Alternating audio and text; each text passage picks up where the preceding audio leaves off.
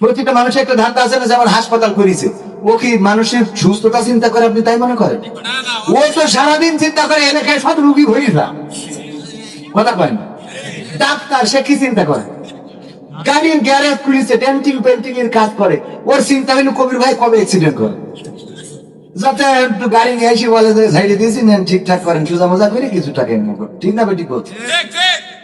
সবাই প্রত্যাশা করে, তো শয়তান কি ওই যে দেখো, ও চিন্তা করে যে সভাপতির বুড়ো বয়সে যদি কোনো ভাবে একটু ঘোলাফালি খাওয়াই দেওয়া, এই জন্য বুড়ো বয়সে দেখবেন হঠাৎ করে 80 বছরের বুড়ো খেয়ার বাগানে এক তরুণী নিয়ে ধরাকে, বুড়ো মানুষ তুই এখন এই তরুণী নিয়ে যে তুই ওর কি বলবো, মাহফিল তো সব না বললাম, রেখে দিলাম। এই সত্য বলছি না মিথ্যা বলছি?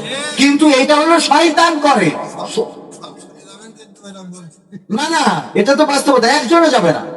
দেখেন এই শীতে যে আপনারা বসে আছেন, আপনারা চলে যাবেন কেউ? আমার সভাপতি উপদেষ্টা বলছেন চলে যাবেন, আপনারা চলে যাবেন? কথাগুলো বাস্তবতার সাথে বলছি না খারাপ বলছি? এইগুলো যদি না বলি আপনি এইগুলো থেকে পরিত্রাণ পাবেন না। তো এগুলো আমরা বলছি না বলেই তো দিন দিন সমাজটা খারাপ হয়ে যাচ্ছে। আমার যুবকদেরকে বোঝানো হয় নাই। আমি বলি সম্মানের মালিককে, বলেন সম্পদের মালিককে, টাকার মালিককে, আপনার জমি জায়গা দেওয়ার মালিককে, সন্তান দেওয়ার মালিককে, কিন্তু আজ পর্যন্ত বলতে শুনি না বউ দেওয়ার মালিক আল্লাহ। এটা বলেছি কোন হুজুর? কিন্তু বউ দেওয়ার মালিক আল্লাহ, এইটা তো শেখানো হয় না। এই জন্য যুবকরা লাইলাতুল ঠোকরানিতে গদখালি যে এমনি করে। ঠিক না ভাই? ঠিক।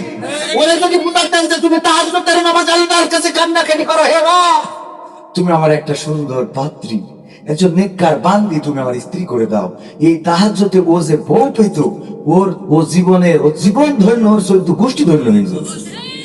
কিন্তু ও নিজে পন্ডিতি করে বিনোদিয়া পার্কের একটা ধরে নিয়ে আইছে, ও ধরে এনেছে যেদিন বিয়ে ওই দিন দেখে আর একজন রাস্তায় এসে দাঁড়িয়ে বলছে কোথায় নিয়ে যাবা আমার সাথে এতদিন, আছে না না? আর শয়তানের শয়তান ও যখন 4-5 জনের সাথে লাইন মেরে ছুঁয়ে দিয়েছে, আমার সভাপতি গেছে ছেলে বিয়ে দেবে, তাই দেখতে যাই জিজ্ঞেস করছে মা তোমার কোনো এখন তো সময় খারাপ, তোমার মন্তব্য কি, আমরা তো তোমাকে পছন্দ করেছি। আমার আব্বা আম্মা যে সিদ্ধান্ত নেবে আমি সে সিদ্ধান্ত, তো তুই আব্বা আম্মা সিদ্ধান্ত নেবে, তা গদখালি বিনোদিয়া পার্কে যে কটা ঘুরলি ও কটা কি হবে? সত্য না মিথ্যা? যদি বলেন না এগুলো ঘটে না, তাহলে আমার চোখের সামনে পড়ে ওরা কারা? ওরা কারা এই কাজগুলো? অরে ভদ্র, আমার আব্বা আম্মা যা বলবে আব্বা আম্মা বলবে, শয়তান তুই একজনের মা যা পর্যন্ত চিকুন করে ধরি। ও এখন মোটর সাইকেলে উঠলি, মোটর সাইকেল খালি নিয়ে ধানের হুতি নিয়ে যায়, কারণ বোঝাই না যায় এর মধ্যে কেউ আছে কি। ঠিক না ভাই? ঠিক। পুরো হালকা করে বেরিয়েছে, 3 পিস লাগবে, কোয়ান্তে দেবে, টেনশন করতে করতে কলার খান্দি চুরি। আছে না নাই? এই জন্য এগুলো পরিবর্তনের দরকার আছে না নাই? যদি মনে করেন আমার তো এই সমস্যা নাই, আমি বলি দাদা যারা আছেন তাদের নাতিরা যদি এই কাজ করে, ওই নাতি আপনার জাহান্নামের কারণ। এবং সেই আয়াতটা আমরা পড়েছি, আল্লাহ রাব্বুল আলামিন সূরা তাহরিমের 6 নম্বর আয়াতে বলেছেন ইয়া আইয়ুহাল্লাযীনা আমানু কু আনফুসাকুম ওয়া আহলিকুম নার, ওগো ঈমানদারেরা তোমরা আগুন থেকে নিজেদেরকে বাঁচাও আর তোমরা তোমাদের আহালদেরকেও বাঁচাও। নিজেরা নিজেদেরকে বাঁচাও আর আহালদেরকে বাঁচাও। নাতি ছেলে ডিজে পার্টির আয়োজন করেছে 31st নাইটে, যে দাদার বললাম আপনার নাতি ছেলে একটু কন্ট্রোল করা যায় না, কই বাবা এখনই তো বয়স হইতে করার, তোমাদের এত অসুবিধা হয় কেন? আমাদের অসুবিধা হয় যে ওই নাতি আপনার জাহান্নামের কারণ হয়ে যায়। ঠিক না ভাই? ঠিক। ছেলে আয়োজন করেছে, বাবাকে যদি বলে আরে ভাই এখন তো এই বয়স, এখন করবে না তো কখন করবে, এরকম বাবা আছে না নাই? এখন তো এটা করার বয়স, এখন একটু ডিজে বাজাবে, একটু ফুর্তি করবে, এটাই তো বয়স এখন, তো এটা এখন করবে না, এরকম বাবা আছে না নাই? যে যাদের গায়ে লাগিয়েছে আমি সরি, কারণ আপনার জাহান্নামের কারণ হয়ে যাচ্ছে। এবং আমার রব বলেছেন যে আগে নিজের বাঁচানোর পাশাপাশি আহালদেরকেও বাঁচাও, তো আহালদের যদি বাঁচাতে ব্যর্থ হয় তাহলে কিন্তু এটাই আপনার জাহান্নামের কারণ হয়ে যাবে। এই জন্য আজকে কোরআনের যে শিক্ষাটা আমি আপনাদের দিতে চাইছি সেটা হলো, আল্লাহ বলছেন যে ওগো মানুষ তোমরা নিজেরা নিজেদের আগুন, মানুষদেরকেও বলে না, ইমানদারদেরকে। কাদেরকে? ইমানদারদেরকে। যাই হোক ভাইয়ের আমার, আপনাদের মনে আছে কষ্ট হচ্ছে, কষ্ট হচ্ছে? কষ্ট হচ্ছে না? হাত বের করেন না, হাত উঁচু করেন না। আপনারা কষ্ট হচ্ছে না তো? কারণ এই চাদরের মধ্যে থেকে হাত উঁচু করাবো, এটা আমারই কষ্ট লাগতেছে।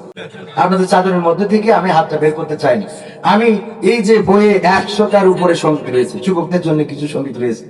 আজকালকের ছেলেরা বই নিয়ে আর বসে না, ও বাবা গুগলে সার্চ করিয়া পড়ে। শোনাবো, শোনানো দরকার। আবার ওই যে আমাদের ফ্যাসিস্টদের নিয়ে কত সঙ্গীত, সব শোনাতে মন চায়, কিন্তু শীতের রাত হাত ঠান্ডা হয়ে যায়। আমার মা বোনেরা রয়েছেন, মা বোনদেরকে বলবো, আমার রব বলেছেন ওয়াকরানা ফি বুয়ুতিকুন্না ওয়ালা তাবাররাজনা তাবাররুজাল জাহিলিয়াতিল উলা। ওগো নারীরা, তোমরা পর্দার মধ্যে থাকো, জাহিলি যুগের মেয়েদের মতো সেজে গুজে নিজেদেরকে প্রদর্শন করে বেড়ায়ও না। আল্লাহ যেহেতু আপনাদের পর্দা করতে বলেছে, সুতরাং পর্দার মধ্যে থাকার দরকার আছে না নাই? কথা কয় না, আছে না নাই?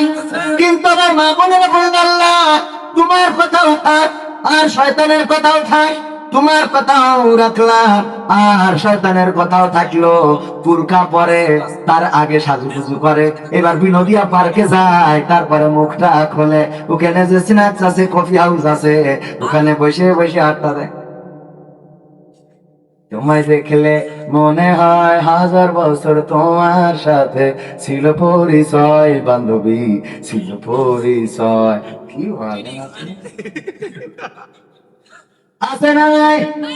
এইগুলো করে আবার যখন গ্রামে ফিরে আসে পর্দা করে, তার মানে বেরিয়ে গেল তাপসী রাবিয়া, ঢুকলো যখন তাপসী রাবিয়া, আর বিনোদিয়া পার্কে যেয়ে হয়েছে রাশ্মিকা মান্দানা। ঠিক আছে? আমি আল্লাহ তোমার পর্দাও করলাম, আমার শয়তানেরও। হ্যাঁ, ঠিক আছে? আমার ভাইয়েরা, আমি কিছু সঙ্গীত আপনাদেরকে শোনাতে চাই, এবং আমার বয়ান সার মর্ম আমি আপনাদের বুঝাই দেব। কি কি বললাম, রাসূলের সুন্নাহ কেমন করে পালন করবেন বলার চেষ্টা করেছি, কেমনে সুস্থ থাকবেন বলার চেষ্টা করেছি, কোরআনের মধ্যেই থাকবেন, কোরআন দিয়ে কেমন করে সম্মান অর্জন করা যায় বলেছি না, বলি না? আরেকটু ক্লিয়ার করে দেবো। যেমন ধরেন, ট্রাইব্যুনাল, ইন্টারন্যাশনাল ট্রাইব্যুনাল থেকে আল্লামা সাঈদীর নামে ফাঁসির রায় নেওয়া হয়েছিল। সেই ফাঁসির রায় যেদিন হলো, ওই দিন এই যশোরেও মিছিল হয়েছে না হয় নাই? মানুষ জীবন দিয়েছে না দেয় নাই? মানুষ জীবন দিল, শহীদ হলো। আবার ওই একই ট্রাইব্যুনালে অপর একজনকে ফাঁসির রায় দেওয়া হলো। বলেন যশোরে কি কোনো মিছিল নেমেছিল? একটার জন্য রাস্তায় নামলো, কারণ তার মধ্যে ছিল কোরআন, আর একটার জন্য নামে নাই, কারণ তিনি কোরআনের বিরোধিতা করেছেন। কথা কয় এই জন্য কোরআনের পক্ষে থাকলে ইজ্জত বাড়িয়ে দেন কে? আবার সম্মান বাড়িয়ে দেন মসজিদে যদি কেউ নামাজি হয়ে যায়, যদি কেউ মাদ্রাসার সাথে সম্পর্ক রাখে, আল্লাহ তার ইজ্জত বাড়িয়ে দেন। আল্লাহর নবী বলেছেন, জমিনে সব প্রাণীকুলকে পর্যন্ত বলে দেওয়া হয় যেন প্রাণীরা ওই মানুষটাকে সম্মান করে, সবাই সম্মান করা শুরু করে দেন। ও আমার ভাইরা, এই জন্য মসজিদের সাথে মাদ্রাসার সাথে সম্পর্ক রাখার দরকার আছে না নাই? আমার সাইফুল্লাহ বিন কোরবান ভাই মসজিদের উন্নয়নের জন্য আপনাদের কাছে একটু হাত বাড়িয়েছিলেন, কিন্তু আপনারা তেমন করে সারা দেননি। হয়তো কবির বিন আমাদের কাছে দেবেন, আমি মুসাফির মানুষ এবং আজকের মাহফিলের প্রধান মেহমান, এই জন্য হয়তো আমার হাতে দিতে চেয়েছেন। আমার রব বলেছেন, ইয়া আইয়ুহাল্লাযীনা আমানু লিমা তাকুলুনা মা লা তাফআলুন।